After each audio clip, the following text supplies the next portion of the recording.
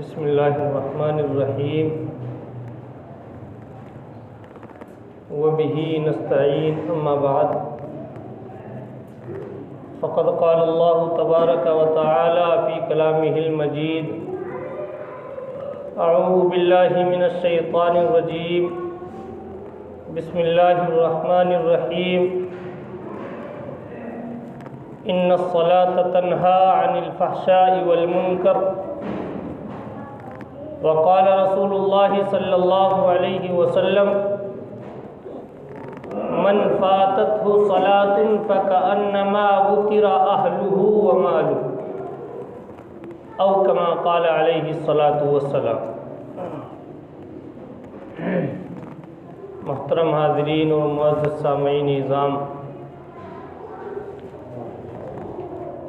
گزشتہ تقریباً 2 جمعوں سے آپ حضرات کے سامنے نماز کی اہمیت اور اس کی افضلیت کو بیان کیا جا رہا ہے کہ نماز کتنی اہم عبادت ہے، اور کیوں نہ ہو میرے اور آپ کے آقا صلی اللہ علیہ وسلم کی پوری زندگی ہمارے سامنے موجود ہے،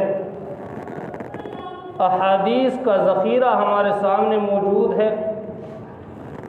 اگر ہم اس کے اندر غور و فکر کریں، اس کے اندر توجہ دیں اور غور و خوض کے ساتھ اس کا مطالعہ کریں تو ہمیں معلوم ہو جائے گا کہ اللہ کے نبی علیہ السلام کے نزدیک نماز کی کیا اہمیت تھی، آقا علیہ السلام کے نزدیک نماز کا کیا مقام تھا، نماز کی کیا افضلیت تھی۔ روایتوں کے اندر آتا ہے کہ میرے اور آپ کے آقا صلی اللہ علیہ وسلم کے اس دنیا سے رخصت ہو جانے کا وقت آ رہا ہے، اس دنیا سے پردہ فرمانے کا وقت آ رہا ہے، لیکن اس وقت میں بھی، اس حالت میں بھی آقا علیہ السلام نماز کو پابندی سے ادا کرنے کی تلقین کر رہے ہیں، نماز کو اہتمام سے ادا کرنے کی بات کر رہے ہیں۔ حدیث کے الفاظ ہیں الصلاۃ وما ملکت ایمانکم، اے مسلمانوں، اے لوگوں، نماز کا اہتمام کرنا، نماز کو پابندی سے ادا کرتے رہنا، نماز کو ہر حال میں ادا کرنا، نماز کو مت چھوڑنا اور اپنے غلاموں کی رعایت کرنا۔ اس دنیا سے رخصت ہونے کا وقت ہو رہا ہے، اس وقت میں بھی اللہ کے نبی علیہ السلام نماز کی تلقین کر رہے ہیں۔ اللہ کے نبی علیہ السلام ارشاد فرماتے ہیں الصلاۃ عماد الدین فمن اقامها اقام الدین ومن ہدمها ہدم الدین۔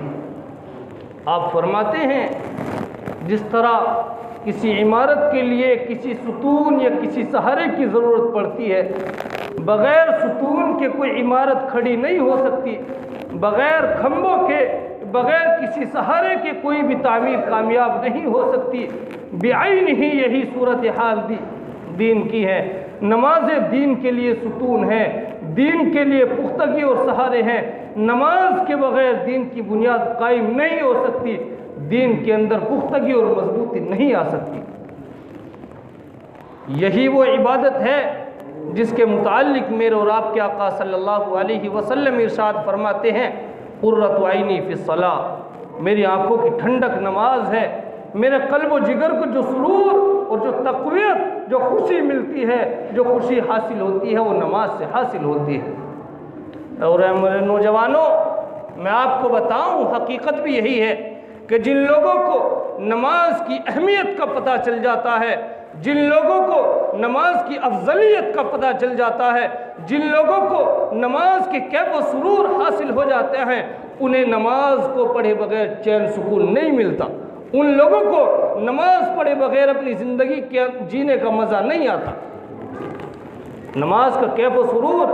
اللہ کے نبی علیہ السلام کے عمل سے معلوم کرو، نماز کا کیف و سرور صحابہ کرام کے معمولات سے معلوم کرو، نماز کا کیف و سرور، نماز کا مزہ، نماز کا لطف اللہ والوں سے معلوم کرو، نماز کا لطف و سرور سب زندہ داروں سے معلوم کرو، نماز کا لطف و سرور متقی اور پرہیزگاروں سے معلوم کرو، وہ آپ کو بتائیں گے اور نبی علیہ السلام کا جملہ سنائیں گے، ان تعبد اللہ کانک تراہ، کہ نماز کا مزہ اس وقت ملے گا، نماز کا کیف و سرور اس وقت حاصل ہوگا، نماز کے اندر مزہ اس وقت آئے گا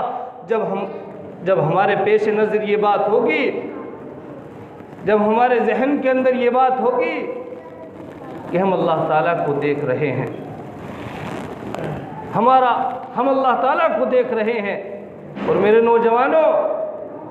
اگر ہم اس درجے کے ہمارے اندر خشوع و خضوع نہیں ہیں، ہم اتنے مضبوط ایمان اور اعتقاد والے نہیں ہیں، تو وہ اللہ والے، وہ شب زندہ دار، وہ متقی اور پرہیزگار نبی علیہ السلام کا دوسرا جملہ سنائیں گے، فَإِن لَّمْ تَكُن تَرَاهُ فَإِنَّهُ يَرَاكَ، کہ اگر ہم اللہ تعالیٰ کو نہیں دیکھ سکتے، ہماری نگاہیں کمزور ہیں، ہمارے ایمان کے اندر وہ روشنی نہیں، ہمارے قلوب کے اندر وہ سوز و تپش نہیں، ہمارے دلوں کے اندر وہ آتش عشق نہیں، ہمارے اعتقاد اتنے مضبوط نہیں کہ ہم اللہ تعالیٰ کو دیکھ سکیں، اپنے مالک حقیقی کا دیدار کر سکیں، تو میرے نوجوانوں، ہماری نماز کم از کم اس درجے کی تو ہونی چاہیے کہ نماز پڑھتے وقت، نماز ادا کرتے وقت ہمارے پیش نظر یہ بات رہے کہ میرا اللہ مجھے دیکھ رہا ہے، میرا آقا مجھے دیکھ رہا ہے۔ جب ہم نماز پڑھیں تو کم از کم یہ بات تو ہمارے ذہن کے اندر رہنی چاہیے۔ اسی لیے نماز کو اہتمام سے ادا کرنا چاہیے اور نماز کو خشوع و خضوع کے ساتھ پڑھنا چاہیے۔ لیکن میرے نوجوانوں، افسوس کے ساتھ یہ بات کہنی پڑتی ہے کہ ہم میں سے اکثر لوگ نماز نہیں پڑھتے، نمازوں سے بہت دور ہیں، اور جو لوگ نماز پڑھتے ہیں ان میں بھی خشوع و خضوع کا فقدان ہے، خشوع و خضوع کے ساتھ نماز نہیں پڑھتے، پابندی ان سے نہیں ہو پاتی۔ میں عام طور پر ایک بات کہا کرتا ہوں کہ اب تو مسلمانوں نے مخصوص دن نماز کے لیے مقرر کر رکھے ہیں، کسی خاص مناسبت سے مسجدوں کے اندر نظر آتے ہیں، کسی خاص مناسبت سے، کسی خاص مجمع کی وجہ سے نماز کے لیے مسجد کا رخ کیا کرتے ہیں۔ جانتے ہیں آپ ان نمازوں کے بارے میں؟ وہ نمازیں 3 طرح کی ہوا کرتی ہیں۔ آپ جانتے ہیں ان نمازوں کے بارے میں؟ میرے نوجوانوں، میں آپ کو بتاؤں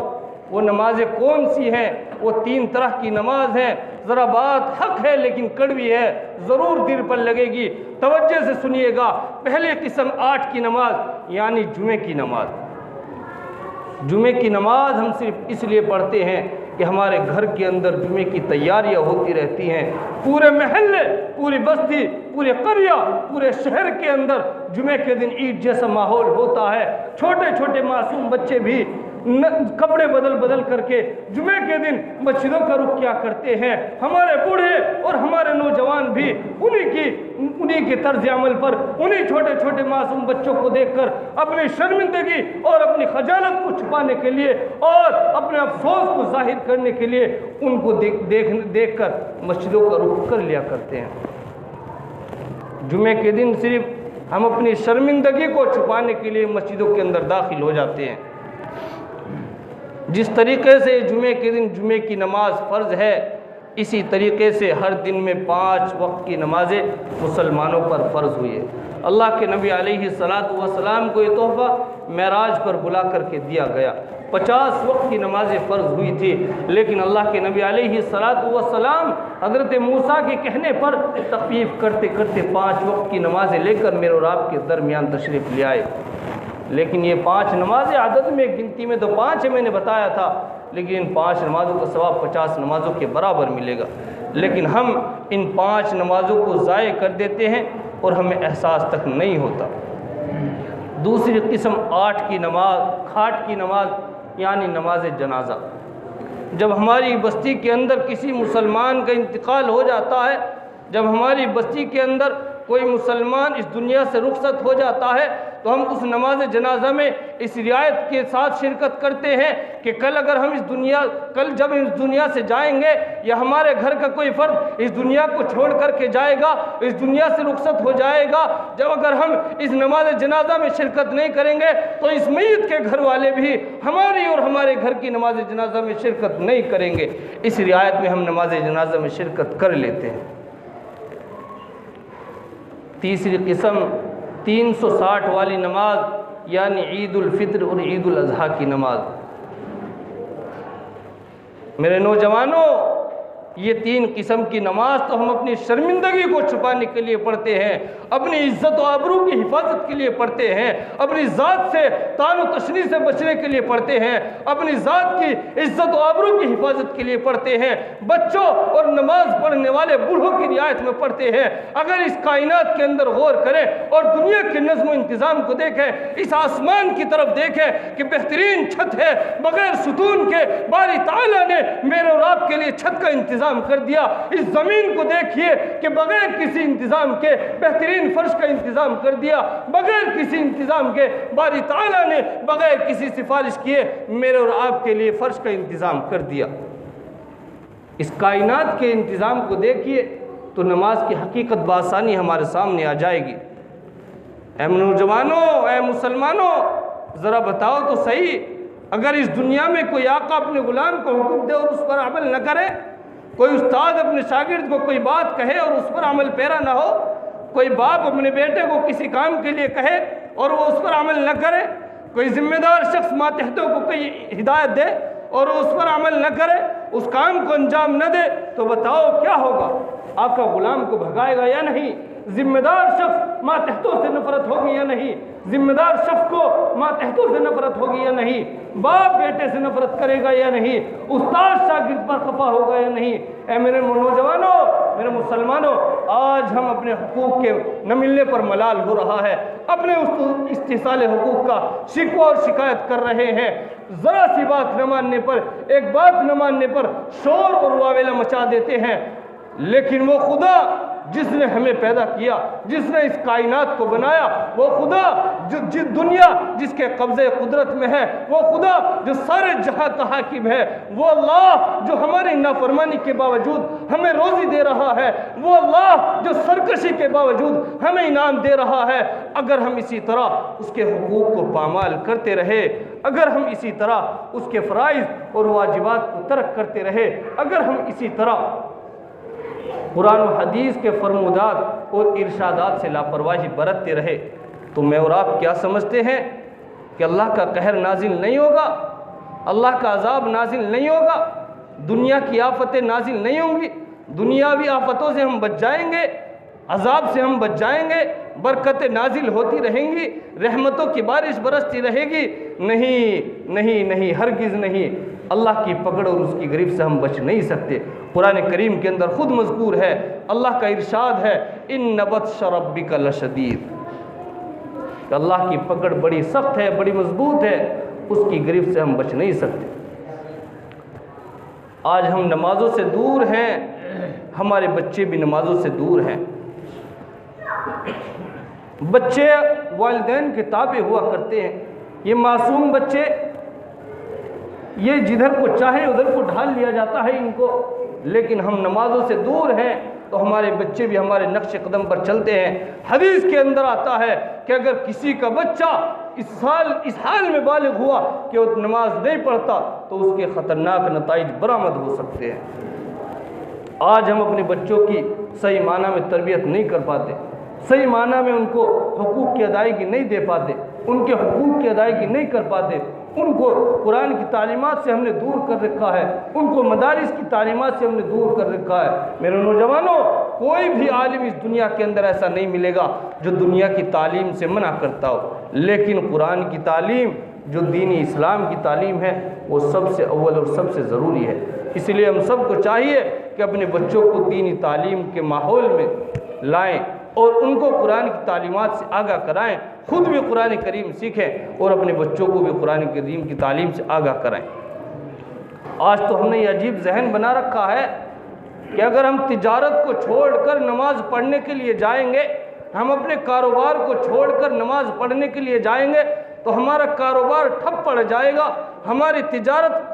ٹھپ پڑ جائے گی، ہماری کھیتی خراب ہو جائے گی، ہماری فصل تباہ و برباد ہو جائے گی، اور ہم اس لائق ہو جائیں گے، ہمارے اہل و عیال فاقے پر مجبور ہو جائیں گے، اور پھر ہمیں دنیا والوں کے سامنے ہاتھ پھیلانے پر مجبور ہو جائیں گے۔ ہاتھ پھیلانا ہمیں دنیا والوں کے سامنے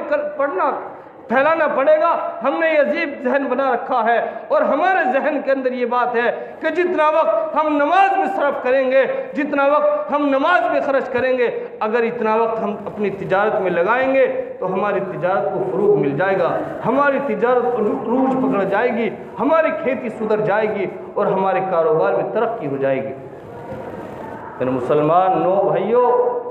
ذرا غور کرو، قرآن و حدیث کا مطالعہ کرو، آپ کو معلوم ہو جائے گا کہ نفع نماز پڑھنے میں ہے یا نہ پڑھنے میں۔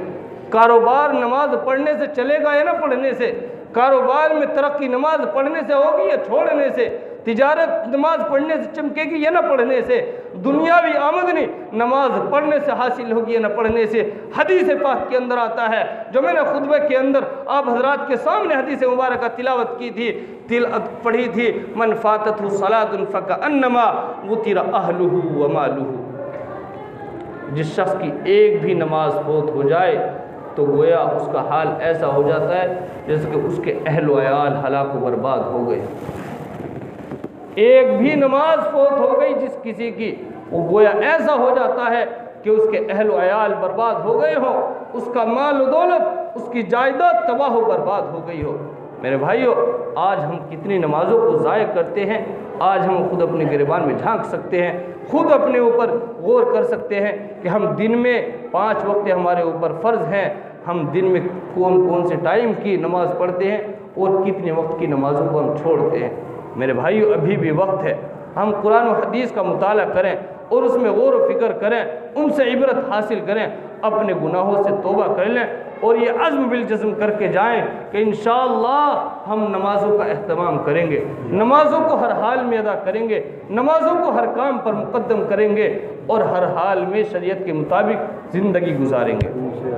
میرے بھائیوں، نماز بڑی اہم عبادت ہے۔ اللہ کے نبی علیہ الصلاۃ والسلام نے فرمایا، قرۃ عینی فی الصلاۃ، میری آنکھوں کی ٹھنڈک نماز ہے۔ جب ہم نماز پڑھیں گے تو یقیناً میرے اور آپ کے آقا صلی اللہ علیہ وسلم مجھے اور آپ سے خوش ہوں گے، اور جب ہم نماز چھوڑ کر کے زندگی گزاریں گے تو یقیناً آقا علیہ الصلاۃ والسلام کے دل کو تکلیف پہنچے گی۔ دعا کریں کہ اللہ رب العزت ہم سب کو 5 وقت جماعت کے ساتھ نماز پڑھنے کی توفیق عطا فرمائے۔ وآخر دعوانا ان الحمد للہ رب العالمین۔ سنت